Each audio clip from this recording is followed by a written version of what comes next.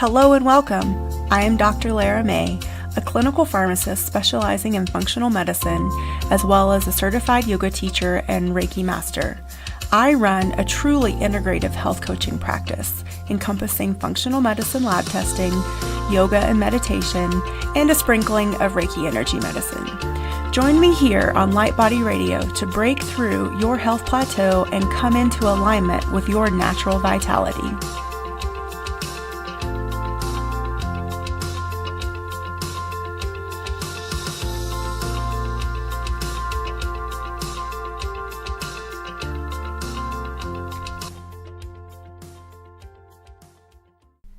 Hello and welcome to another episode of Light Body Radio. I am your host, Dr. Lara May, and today we are going to talk about cooking your food. Did you know that you can make your food toxic just by how you cook it? So it's really important to understand what the different cooking methods can actually do to your food. The way you cook your food is just as important as what you are eating. When you are smoking, frying, or grilling meat, did you know that 2 different carcinogens are being produced? And carcinogens are chemicals or substances that cause or can cause cancer. So there are HCAs, which are heterocyclic amines, and polycyclic aromatic hydrocarbons, which are PAHs. HCAs are formed when amino acids, sugars, and creatine react at high temperatures. PAHs are formed when the fat and juices from meat are burned in the flames of an open fire, like when we're grilling, and then adhere to the surface of the meat. 2 other sources of PAHs are car exhaust fumes and cigarette smoke, if this puts it into perspective for you. That's right, grilling our meat can be as damaging to our bodies as smoking. This is a real bummer for me. I love grilling meat. So if you're feeling really disappointed, then don't worry, you're not alone. When cooked above 320 degrees Fahrenheit, all meat produces some of these carcinogenic compounds. But the amount depends on the temperature, how long the meat is cooked, and the spices that are used, and the actual cooking method. Another problem with some of the ways that we cook is that they damage the proteins. And this is called denaturing the proteins when we break them apart. Denatured proteins have lost all of their structure due to really high heat. They're not toxic in and of themselves, but the more heated a protein is, the more denatured it gets, and the less likely it is that your body will be able to take advantage of its signaling molecules and seeing it as a source of nutrition versus an invader, which it might attack. For example, research in mice has shown that only whey protein that hasn't been denatured boosts glutathione, the body's master antioxidant. That's why we should cook our proteins as little as possible. The final problem with some cooking methods is that they oxidize fats. Fats are your friends, and it's important to be nice to them. As you know, polyunsaturated fats are highly reactive to heat and other chemical stressors. When heated, these oils produce compounds called dicarbonyls, which causes cell mutations and may contribute to cancer as well. So before you start cooking, you need to know which cooking methods will create these toxins in your food and which won't. So let's go over some of that right now.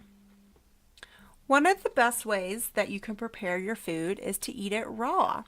Now, this might strike you as a little weird if we're talking about fat and protein, but if you're going to add fat to a meal, it's best to add it after it's cooked. So like if you're going to add any sort of olive oil or ghee or grass-fed butter, cook the food first, whether you're steaming it or boiling it or, I don't know, sauteing it, whatever you're doing, but add the fat in last. If you need some fat to cook with it, then coconut oil is, or one of these oils that you can cook at a high temperature without denaturing it is best. Also, you could think about adding raw egg to your smoothie or eating more sushi. A lot of cooking also oxidizes the delicate omega-3 and omega-6 fats, which actually makes them more inflammatory. So if you're cooking something that you know is a strong amount of omega-3s and 6s, then definitely be aware of the temperature that you're using there. So if you're cooking meat, the best method is to place it in a small amount of water to protect against oxidation and save the fat and juices, and then cook it on low to medium heat. This avoids damaging the proteins and destroying any nutrients. And you also want to cook it in something that's tightly covered for a short duration, which also avoids oxidizing the fats. Whatever method you're using, make sure you're using the least amount of heat you can to get it cooked and still make it taste good. Another method that is really great is steaming. And steaming is one of the safest ways to is one of the safest ways to prepare food. And especially vegetables. It saves most of the nutrients in your food from damage and makes vegetables and even meat more palatable and allows you to make a greater variety of dishes. However, steaming can also easily be overdone. Steaming your vegetables into mush might make them easier to eat, but it also destroys many of their nutrients.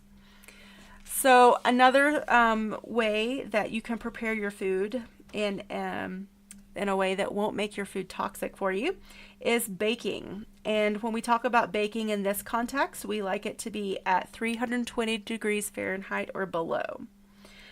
So baking tends to be a riskier cooking method because of the high temperatures and available oxygen. Heating sugars at high temperatures for a long period of time can produce free radicals, while baking proteins can damage the protein bonds and cause the formation of toxic glutamate. Baking fats causes them to oxidize. All of these reactions can cause inflammation, which decreases your mental and physical performance. But baking at temperatures below 320 degrees Fahrenheit reduces all of these risks. Also, try adding turmeric, green tea powder, lemon, rosemary, sage, or oregano to protect the fats in your food from oxidation as well. And the last way that is great for protecting your food from becoming toxic is boiled or poaching. Boiling water prevents oxidation of fats and protein because it displaces most of the oxygen. Boiled meat often isn't particularly flavorful, but it's fine for soups and shredded meat dishes. Boiling vegetables is healthy, and the extra water you drain away may remove any unwanted anti-nutrients. So other ways that you can prepare your food, but just beware of these, is simmering. Simmering helps prevent fats from oxidizing, but it does tend to fully denature any proteins. Simmering for a short period of time is fine, but leaving a bunch of meat on the stove to simmer for hours and hours is not a good idea. Simmering is also a good option for vegetables as long, again, as you don't overcook them. If you're going to use the grill, which I love to do, make sure you are lightly grilling it, not charring it. This gives your meat that unmistakable flavor and texture that you love while keeping it toxin-free. The best way to grill your meat is so that the outside is just barely browned, but the inside is still medium rare to rare. This reduces the formation of toxins caused by charring meat while still giving your meat that wonderful grill flavor that we all love. Another method is slow cooking. Slow cooking is easy and time efficient, and it's a great way to sort of set it and forget it. But it does have a few downsides that to be aware of. Long, slow cooking breaks down collagen, making for soft, delicious meat dishes. However, it can produce glutamate and overcook the meat. Keep it tightly covered and use lots of antioxidant spices like turmeric and rosemary, and considering adding some ascorbic acid or vitamin C powder if you're planning to simmer something for several hours. This will help reduce the inflammation that you could be causing. Broiling uses high heat from all sides to brown meat, which denatures the proteins that you are hoping to gain. Broiling also oxidizes fat and causes glutamate to form outside the meat while destroying more nutrients in your food. It's okay to make a broiled dish every now and then, but broiling should not be your default go-to for either vegetables or meat. So the methods that we definitely want to stay away from, number one is microwaved. Microwave food is fully denatured, and one study showed that microwaves actually change the composition of HDL, LDL, and even white blood cells. So microwave ovens also tend to create high amounts of EMF or electromagnetic fields in your kitchen. So please stay away from microwaves and using them as much as you can. Deep frying is also one of the worst ways you could cook your food. It bathes your food in oxidized fats, denatured proteins, and glycated sugars. The high temperatures used during deep frying produce a number of toxic compounds that will definitely increase your risk for inflammation and therefore creating disease in your body. Burnt, blackened, or charred oxidizes the meats and the fat molecules, making them more inflammatory than anything else. Oxidized fats disrupt your hormonal signaling and can make you less sensitive to insulin, which increases your blood sugar and eventually will make you fat. These methods also denature proteins, which make them irritating to your immune system and harder to digest. They also produce mutagenic and carcinogenic substances. Finally, these cooking methods, the burnt, blackened, and charred, also produce glutamate, a neurotransmitter that in large amounts overexcites the brain cells. All of these decrease your mental and physical performance and may even make you age faster. So really, we should never be eating blackened meat. And the last one, which I know is going to break some of your hearts, is barbecuing. While barbecuing meat over an open flame or grill obviously makes it taste great, it also causes a few serious problems. When the fats hit the coals, they form a cancer, inflammation-causing HCA and PAHs. Most barbecue sauces, again, have high amounts of sugar and MSG too. So if you're not making your own sauce, then again, it's something to stay away from. In most cases, you can get a similar taste and texture from low temperature grilling, which produces fewer performing rubbing toxins, and again, I would encourage you to make your own barbecue sauce. So I hope today was short and sweet, but I just wanted to shine some light on how the way you cook your food is just as important as the actual food that you're eating. If you have any more questions about any of the things I mentioned, definitely reach out and I'm happy to answer those questions and expound in more detail on whatever you may be wondering about. I hope you guys have a fabulous day and a fabulous week. Again, make sure that you keep up with my blog at drlaramay.com/blog, where I post about a number of food, lifestyle, and all different kinds of things to help make your life better.